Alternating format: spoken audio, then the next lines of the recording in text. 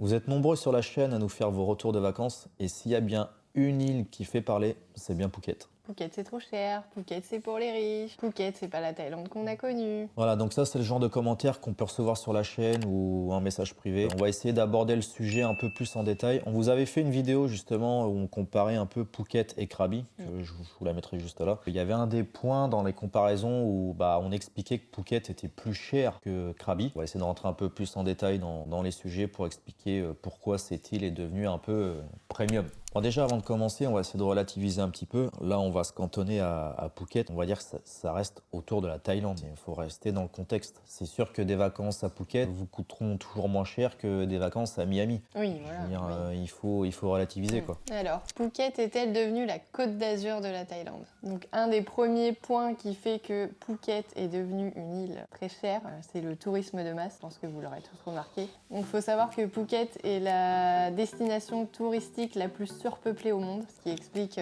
Phuket occupe la première place, faut le savoir. Donc déjà, ça en dit long. Pour vous donner quelques idées, on a noté 2-3 stats. Il faut savoir que déjà en 2024, c'est quand même tout récent, cette année dernière, 17 millions d'arrivées sur Phuket en tant que touristes. C'est énorme. 17 millions. Je sais pas si vous imaginez le truc. On parle d'une île, quoi. Dans ces chiffres, vous pouvez ajouter aussi le fait qu'on compte 118 touristes pour un local. Pour que vous voyez à peu près l'échelle, c'est énorme. Ce qui arrive, c'est des vagues et des vagues et des vagues. Donc oui, avec ces chiffres, il faut se rendre compte qu'il y a une demande qui est en forte hausse, quoi. Et donc automatiquement, tout se répercute derrière. Je veux dire, au niveau des prix, que ce soit les logements, les hôtels, les restaurants, les excursions. Je veux dire, tout, voilà, comme tu l'as dit, l'offre et la demande, c'est mathématique. À un moment donné, c'est logique. Tout y passe, tout augmente. Donc il faut dire quand même que d'année en année, Phuket, ça s'améliore pas dans ce sens-là. Il faut dire que c'est vraiment en croissance permanente. Tous les ans, ils battent les records d'affluence, c'est de la folie. Nous, on l'a fait 2 fois de suite. Là, cette année, on se calme. Cette année, on le fera pas. On s'est dit qu'on le ferait pas. Envie de voir autre chose aussi. Et puis, je vous avoue que la dernière fois, c'est pas qu'on n'a pas apprécié notre passage à Phuket, mais... Non, mais on a été un petit peu déçus, surtout sur les plages, quoi. Il y avait énormément de monde. Et, là, on était basé, il y avait trop de monde. Si j'y retournerais, je vais plus dans le sud. Ah non, il y avait trop de monde. Encore dans le nord, oui, on a été tranquille sur les plages du nord. Ouais, c'est clair qu'on a vu la différence. C'est un tout. Il y a ça, il y a la surpopulation, le surtourisme, il y a les prix aussi. Le prix des hôtels, sur nos 2 voyages, c'est à Phuket qu'on a payé le plus cher, les hôtels, faut le dire. Il n'y a qu'à Phuket où j'ai vu des restaurants facturer des pad thai à entre 250 et 300 bahts, quoi. C'est ça. Un pad thai, c'est le même pad thai que je pouvais voir à Bangkok ou je sais pas où, qui était à 60-70 bahts, quoi. Je veux dire, là, c'est... Pourquoi? Parce que t'es à Phuket, t'es à Patong, t'es à Caron, c'est un pad thai spécial touriste, quoi. Oui, c'est ça en fait. Ils pratiquent. Oui, c'est ça, ils pratiquent des prix touristes. C'est pareil, regarde le coca qu'on a pris à Patong, 100 bahts. Ouais, c'est vrai. 100 bahts la canette de coca en plein Patong dans la Bangla Road. 2 jours. Oui, 2 jours. Pas Bangla Road de nuit, 2 jours. La même canette, je l'ai prise le lendemain, j'ai pris la même canette à Kata Beach dans le night market, 20 bahts. La même. Pour vous dire, d'un quartier à l'autre. Oui, la différence de prix. Si vous connaissiez pas Patong, vous allez vite vous en apercevoir. Patong, là, c'est vraiment l'endroit où... C'est l'endroit à éviter sur Phuket de toute façon. Vous allez avoir la masse de touristes. Donc forcément, tout ce qui est commerce, tout ça, je veux dire, ils en profitent. N'hésitez pas à bouger sur l'île. Et Patong, c'est pas la première destination que je recommande sur l'île. Non, parce qu'à chaque fois qu'on parle de Phuket, tout le monde pense tout de suite à Patong. Il n'y a pas que Patong. Non, il y a d'autres choses à voir. Donc oui, énormément de tourisme à Phuket. Alors, comme j'expliquais tout à l'heure, d'année en année, ça empire. Il faut savoir que déjà depuis belle lurette, Phuket attire pas mal de monde. Mais là, c'est vraiment... Ce qui explique aussi l'explosion des locations, du prix de l'immobilier. Si là, on sort peut-être un peu du cadre vacances. Oui, mais indirectement, non, parce que c'est ce qui influence aussi le prix derrière des hôtels, etc. Oui, il y a ça aussi. Mais à savoir que je sais pas si jamais vous aviez des projets en tête sur l'île, je sais pas si vous vous êtes mis à jour sur l'année dernière ou peut-être même les 2 dernières années, c'est plus du tout les mêmes prix. Les prix ont explosé. Pour vous donner un chiffre, en 2023, il a pris plus de 15%. Ouais. 15%. C'est énorme, quoi. Mais là, de toute façon, on va aborder un autre point qui explique cette explosion des prix. Je ne sais pas si vous l'aviez remarqué, mais nous, on a été les premiers surpris lors de notre dernier séjour à Phuket. On ne savait pas que Poutine il avait annexé Phuket, quoi. Ça y est, tu recommences avec tes conneries. Je plaisante. Je Oui, parce plaisante. qu'on voit les commentaires arriver. Ah, ça y est, j'ai énervé tout le monde. C'est une blague, je déconne. On n'a rien du tout contre les Russes. Ah non, du tout. J'aimerais pas être à la place de certains Russes, honnêtement. J'aurais pas du tout aimé vivre ce qu'ils ont vécu. Non. Je comprends pourquoi certains ont quitté leur pays. Et voilà, là-dessus, il n'y a aucun souci. C'est juste qu'il y a un petit point à aborder quand même là-dessus parce que ça a quand même un effet sur l'île. On va pas se mentir, il y a une immigration massive de Russes depuis, je dirais, depuis, 2 bonnes années. Ah oui, depuis la guerre en Ukraine. Hein. Voilà. Bon, il y avait déjà une arrivée des Russes. Oui, il y en avait déjà, Et- mais ça a amplifié depuis la guerre en Ukraine. Les Russes et Phuket, ils s'entendent déjà depuis des années, mais on va dire que là, avec là, ce qui s'est passé là en début 2022, il y a eu une vague de Russes et d'Ukrainiens, hein, mais quand même beaucoup plus de Russes sur l'île, et c'est des chiffres affolants. On a parlé avec un agent immobilier sur l'île, là, quand on était sur Hawaï, il me disait c'est un truc de dingue. Il nous disait il avait multiplié son nombre de dossiers d'acquisition de villas que des Russes. Et les mecs, ils arrivent, c'est cash, hein. Ça traîne pas. Hein. Ils achètent tout. Et Oui, voilà. les villas, Tout ce qui est les trucs de luxe. des restaurants, tout ce qui est dans le luxe, mais une entrée d'argent mais phénoménale. En 2023, le marché des villas de luxe, il avait fait un x12 sur l'année. Et il y a eu 30 milliards de bahts d'investis sur l'île. Pour vous dire à peu près, 30 milliards de bahts, ça fait environ 860 millions d'euros. Ouais. C'est énorme. Les mecs, ils arrivent avec des millions et c'est une razzia, quoi. Ils raflent tous les mecs. Après, ils peuvent le faire, ils ont raison. Hein. Ah oui, non mais là-dessus, qui n'aurait que- pas envie de se payer une petite villa cash? Phuket est clairement devenue une île pour les investisseurs riches. Du coup, ce qui explique l'augmentation de l'immobilier. Voilà, donc automatiquement ça se répercute. Il faut savoir que les Russes, et ça date de fin 2024, hein, c'est tout récent, les Russes étaient le premier groupe de voyageurs. Ils étaient 4000 à arriver tous les jours sur l'île. 4000 Russes par jour qui arrivent sur l'île. C'est énorme. La communauté russe est tellement énorme qu'il y a carrément, dans certaines zones de Thaïlande, on y retrouve carrément des médias qui leur sont dédiés. Il faut savoir quand même là-bas qu'ils ont leur propre journal. Il y a des journaux qui retracent l'actualité en russe. Ils ont leur propre chaîne télé. Je savais pas.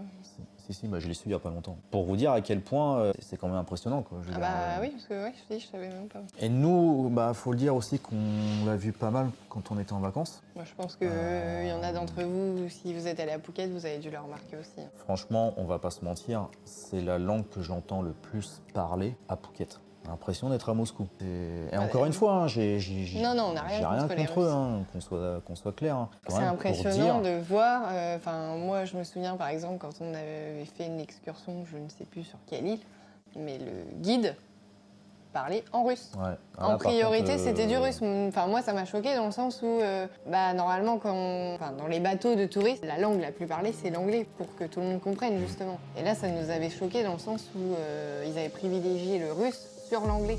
Ouais.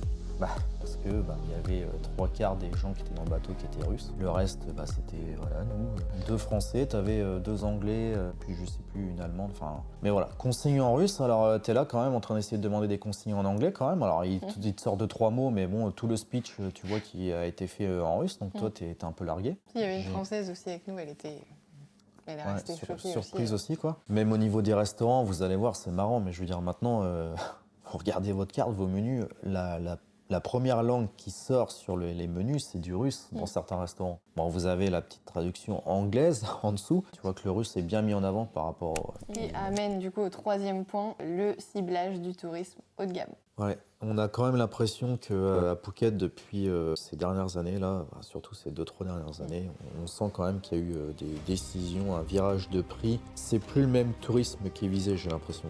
On va pas se mentir, c'est pas nous, c'est pas les backpackers qui les intéressent. Là, on sent vraiment qu'ils veulent privilégier à fond cette clientèle, une clientèle riche, premium, tout en essayant de réduire cet afflux de touristes qui arrivent par millions tous les ans. D'un côté, ils veulent réduire le tourisme de masse, mais d'un autre, ils veulent quand même, il y a de l'argent à prendre, on va la prendre, quoi. Grosso modo, Oui, c'est c'est ça. Hein. À la longue, je pense que ça peut être un problème, et je pense que ça l'est déjà, parce qu'on entend des histoires sur l'île où il commence à y avoir des frictions avec les locaux sur place. Je ne vais pas rentrer dans les détails, mais voilà, je suis des journaux qui parlent de l'île, ils vont choper des mecs russes ou pas russes, hein. Attention, il n'y a pas que les Russes. Russes, mais je veux dire, les mecs occupent des emplois qu'ils ne devraient pas occuper, je veux dire, c'est pas déclaré, ils piquent, entre guillemets, le boulot des locaux. Les tarifs aussi, comme on vous a dit tout à l'heure, ça a flambé, mais un truc de malade. Il y a certains locaux qui n'arrivent même plus à se loger sur l'île. Oui, Je veux tellement dire, les prix ont explosé. voilà, Ouais. ils repartent dans leur région, dans leur campagne. Ça devient hors de prix. Il faut savoir aussi qu'après le Covid, surtout sur Phuket, il y a pas mal d'entreprises qui ont fermé après le Covid. Des milliers. Oui, c'est des milliers. Il faut savoir quand même, oui, que Phuket tire 90% de ses revenus du tourisme. C'est énorme. Autant vous dire que quand la pandémie a frappé, qu'ils ont tout fermé, hein, aéroport, tout, commerce, c'était des rues désertes, comme partout dans le monde, j'ai envie de vous dire. Ouais. Sauf que là-bas, quand tu vis à 90% du Ouais, tourisme, c'est encore autre chose. Malheureusement, avant, il y avait beaucoup de bons hôtels, des hôtels bon marché. Mais du coup, à la place, il y a beaucoup de gros hôtels, entre guillemets, qui ont pris la place des petits. bien aidé quand même par les politiques, ouais, Oui, parce que faut savoir que le gouvernement thaïlandais encourage a fortement encouragé voilà, la mise en place d'hôtels. premium. Vraiment les trucs, les resorts de luxe, tu vois que ça, je veux dire, tu vois des trucs qui se construisent à droite à gauche, c'est du resort, de l'hôtel de luxe, machin, tu vois vraiment que ça a pris une autre dimension, quoi. C'est pareil, moi ça me fait rire quand je vois sur les réseaux, enfin surtout sur TikTok. J'en vois beaucoup faire des vidéos en disant ouais, vous pouvez trouver des hôtels de luxe, entre guillemets, hein, pas chers sur Phuket. Non, des hôtels de luxe pas chers sur Phuket. Alors vous pourrez peut-être en trouver, mais pas cher à 20 € la nuit, ça n'existe pas. Non, c'est En pas hôtel de possible, luxe, c'est pas on possible. l'a jamais trouvé. Non. Donc je voulais juste venir Voilà. là-dessus parce que j'en vois beaucoup qui font des vidéos là-dessus et j'en ai vu aussi beaucoup rebondir par rapport à ça en disant qu'il fallait arrêter de dire que tout était pas cher. Après, on est preneur, hein. Si vous avez des... Ah, si vous en avez, vas-y, dites-le Si nous en vous avez des commentaire. nuits Hein. à 20 balles dans des trucs de luxe sur Phuket, on prend, hein. Mhm. Mais je peux vous dire qu'on a regardé, c'est pas les prix, hein. Non. Mais voilà, la métamorphose de l'île, c'est surtout quoi. Je veux dire, là, on vous a parlé des hôtels, mais je veux dire, même les restaurants, je veux dire, maintenant, vous avez carrément des rues, c'est des restos premium, les beach clubs, enfin, Des trucs hors de prix, quoi. des rooftops à droite à gauche. Tout ce qui est, premium, VIP, il y a beaucoup de ça maintenant sur Phuket. Malheureusement, c'est comme ça, on n'est pas en train de dénigrer Phuket, Ah non. on a apprécié Phuket. On Voilà. vous explique les raisons qui font que les prix Voilà. ont augmenté sur Phuket. On y est allé 2 fois, on a aimé Phuket. On y est allé 2 fois, on a réussi à s'amuser quand même, Ah oui. mais bon, voilà. On trouve que par rapport au reste de la Thaïlande, c'est une île qui reste très chère. Est-ce qu'il y a plus intéressant en Thaïlande à voir que Phuket? La réponse est oui, clairement. Oui. Est-ce qu'il faut snobber Phuket? Non, je pense pas. Non, parce qu'il y a quand même de C'est- belles choses à voir sur Phuket. Ouais, il y a des trucs sympas. Si vous cherchez bien, forcément, vous allez trouver votre pad thai à 60 bahts, 70 bahts sur Oui, l'île. si vous allez dans les coins moins touristiques de Phuket, forcément. Si vous allez au nord, notamment, je pense au nord de Phuket, ce sera beaucoup moins cher que sur Patong, dans le sud Ah de bah, ce sera Phuket. moins cher déjà que dans le sud. Allez dans les terres aussi, ce Oui, sera aussi. toujours moins cher que sur la côte. Si vous cherchez bien, vous trouverez quand même les bons plans, hein. Si vous restez sur la côte, on va dire de Kamala à Patong, même jusqu'en bas, hein, jusqu'à Hawaï, tout le long de la côte là, là c'est... Ah bah oui. Puis bah, les excursions aussi, hein, pour terminer, je veux dire, elles ont quand même bien augmenté en prix, hein. Un simple aller Phuket Koh Phi Phi, ça a pris au moins 500 000 bahts il y a quelques années. Tu veux faire un Et nous trajet pour aller aux îles Similan, pareil, ça a bien monté en prix. Et nous, on l'a vu aussi, rien qu'en 2 ans, je veux dire, les excursions ont augmenté juste en 1 an. Enfin. Ouais, ça avait déjà augmenté, ouais. Puis c'est pareil, il y a une autre tendance là, ils mettent pas mal en avant tout ce qui est yacht privé. Et, Catamaran. ouais, non mais même carrément des gros trucs, vous voyez carrément il y a des espèces de grosses boîtes de nuit flottantes. Oui, beach club, sur bateau. T'as des yachts aussi, pareil, des trucs privés, hein, pour visiter les îles. On voyait quand même beaucoup moins de tout ce qui était dans le luxe, la démesure, hein, tout ce qui est premium. Tu vois que c'est un marché qui a... Qui est en train d'exploser, quoi. Donc, pour répondre à la question, est-ce que Phuket est un peu devenu la Côte d'Azur de la Thaïlande? J'ai envie de oui. dire oui, quand même. Après, comme on a dit au début de la vidéo, hein, il faut relativiser. Ça vous coûtera toujours moins cher d'aller sur oui. Phuket que d'aller sur Los Angeles, Même chez aux nous, j'ai envie de vous Maldives. dire. Voilà, oui, même chez nous, oui. Bah, rien que chez nous. Je pense oui. que ça vous coûtera moins cher 2 semaines à Phuket que 2 semaines sur notre Côte d'Azur. Du coup, nous, cette année, pour notre voyage en famille, il n'y aura pas de Phuket. Non.